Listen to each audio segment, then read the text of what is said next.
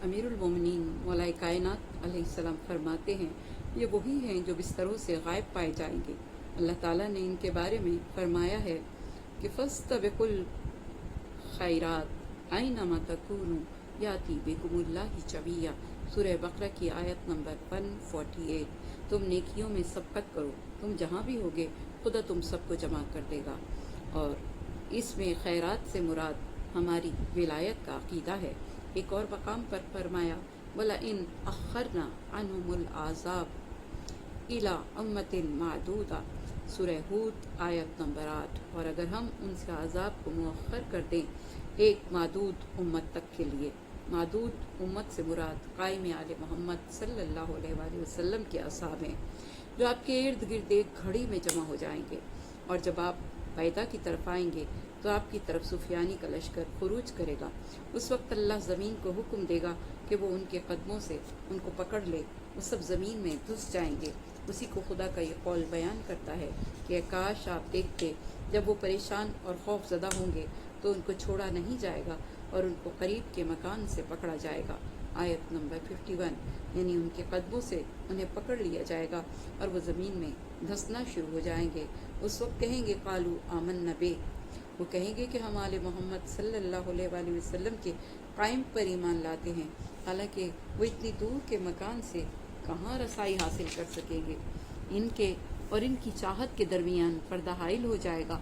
उनकी चाहत ये होगी कि उनको आज़ाब से बचाया जाए और वो बच नहीं पाएंगे, क्योंकि वो इससे कबल हमारी आयतों की तकज़ीब करने वाले थे, बस वो हलाक होंगे। इमाम मोहम्मद बाक़र अलैहिस्सलाम ने फरमाया, वो परेशान और खौफज़दा उस आवाज़ की वजह से होंगे जो आसमानों से आएगी।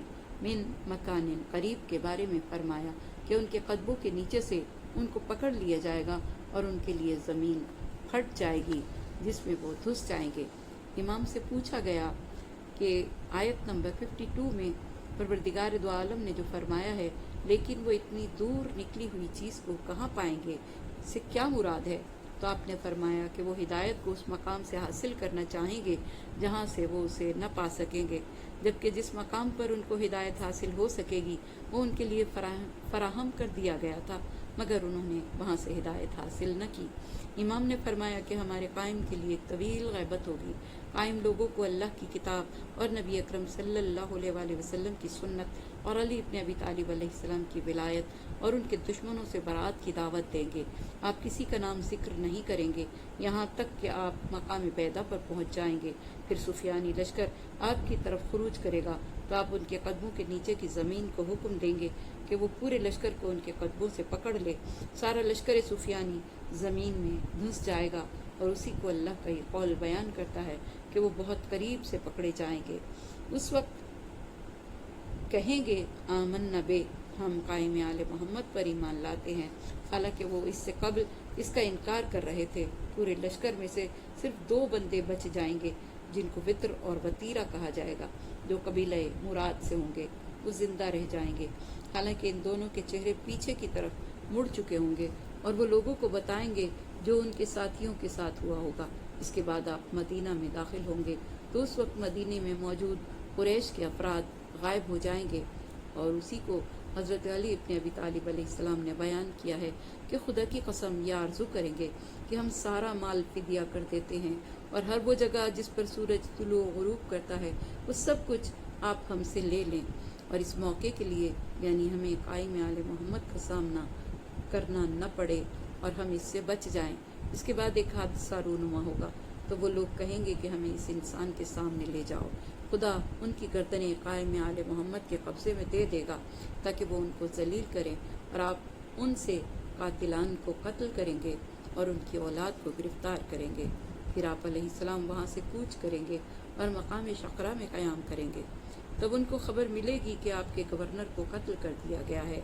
आप वापस आएंगे और आप इस कदर क़िताल करेंगे कि वाक़या हुर्रा में भी इतना क़िताल नहीं हुआ होगा। फिर आप लोगों को किताब खुदा और सुन्नत रसूल और हज़रत अली अलैहिस्सलाम की विलायत और उनके दुश्मनों से बरात करने की दावत देंगे। फिर आप मदीने से कूच करेंगे और मकाम सालबिया पर आएंगे तो आपके ख़ानदान का एक मर्द आपकी हिमायत करने के लिए क़याम करेगा। वो तमाम लोगों से ज़्यादा मजबूत बदन वाला, कवी اور دل کا بہادر ہوگا، امام کے علاوہ سب سے زیادہ بہادر ہوگا۔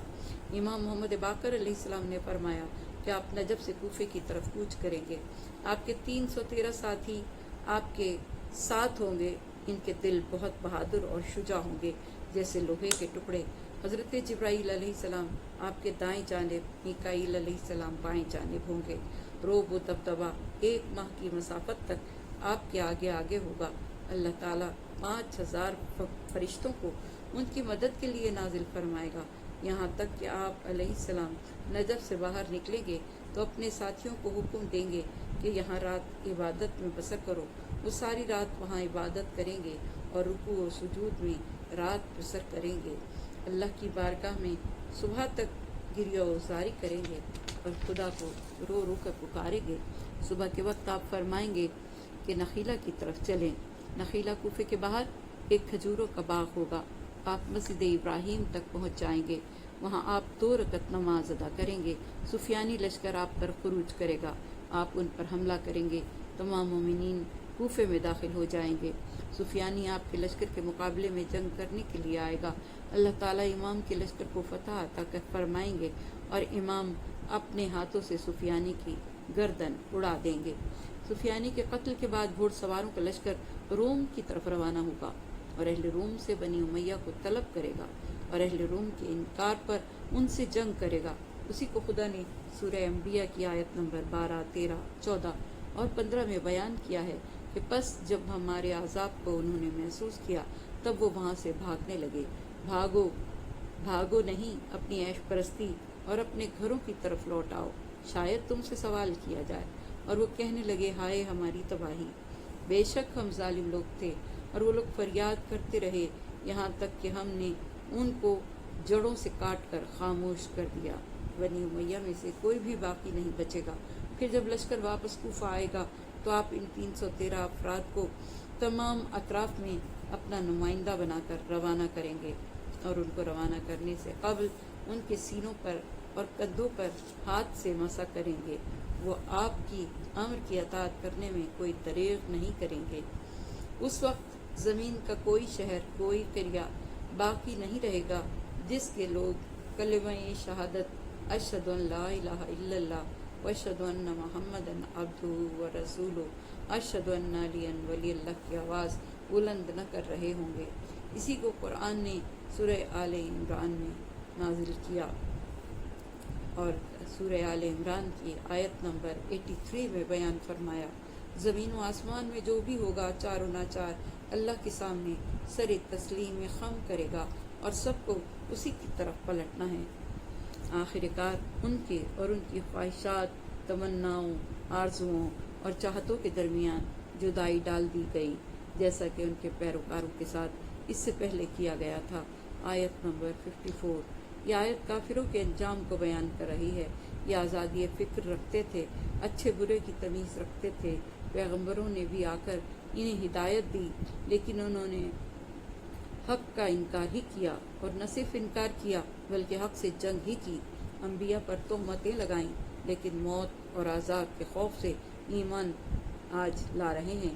اب ان کے ساتھ بھی وہی ہوگا جو ان کے ان آبا و اجداد کے ساتھ ہوا جن کی زندگی کفر اور ضلالت میں گزری۔ ان میں کوئی قارون تھا جو زمین میں دھنسا دیا گیا، کوئی فرعون تھا جو دریا میں غرق کر دیا گیا۔ مولا علی کا فرمان ہے، جب انسان دنیا سے رخصت ہوتا ہے اور ان چیزوں سے جدا ہوتا ہے جنہیں دل و جان سے چاہا تھا، جیسے عزیز و قارب، مال و متاع اور خواہشات کا انبوہ، تب کثرت موت، سکرات موت اور دنیا کی نعمتوں کے ہاتھ سے کھونے کی حسرتیں ان پر حملہ آور ہوتی ہیں۔ ان کے بدن کے اعضاء سست ہو جاتے ہیں، ان کے چہرے کا رنگ اڑ جاتا ہے، اس کے بعد موت کا پنجہ ان کے اندر نفوذ کرنے لگتا ہے، ان کی زبان کام کرنا بند کر دیتی ہے، اس حالت میں کہ وہ اپنے گھر والوں کے درمیان پڑا ہوتا ہے، آنکھ سے دیکھ رہا ہوتا ہے، کان سے سن رہا ہوتا ہے، اور وہ سوچ رہا ہوتا ہے کہ اس نے اپنے عمر کو انہی کے کام میں تباہ و برباد کیا تھا، اپنی زندگی کا وقت کس راہ میں گزارا تھا۔ اس مال کو یاد کرتا ہے جس کو حلال و حرام کی طرف توجہ کیے بغیر جمع کیا تھا، اپنا ہاتھ پیشانی پر مارتا ہے हसरत से मुंह खोल देता है, क्योंकि मौत के वक्त वो आमाल रोशन हो जाते हैं जो उसने अंजाम दिए थे। वो इन तमाम चीज़ों से जुदा हो जाएगा जिनसे वो लगाव रखता था।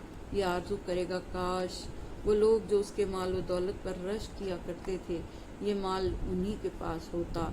आयत के आखिर में इरशाद रब्बुल इज़्ज़त है, क्योंकि वो शक व शुबा में मुब्तला रहते थे, आज हसरतों में मुब्तला थे। लेकिन उनको कहा जाता है कि खुदा को मानो, तो उन्होंने बुतों को खुदा मान लिया, इस शक व शुबा के साथ कि ये बुत हमारे शफी हैं। जिस कुरान को खुदा ने लारैब कहा, उसको मन घड़त कलाम कहने लगे। जिस रसूल को हिदायत के लिए भेजा, उसे शायर और शायर कहा, और जिस अम्र का हुक्म दिया, उसको नहीं में बदल दिया। जिन बातों से रोका, उनको अमल में लाए, फर्माबरदारी की जगह नाफरमानी की।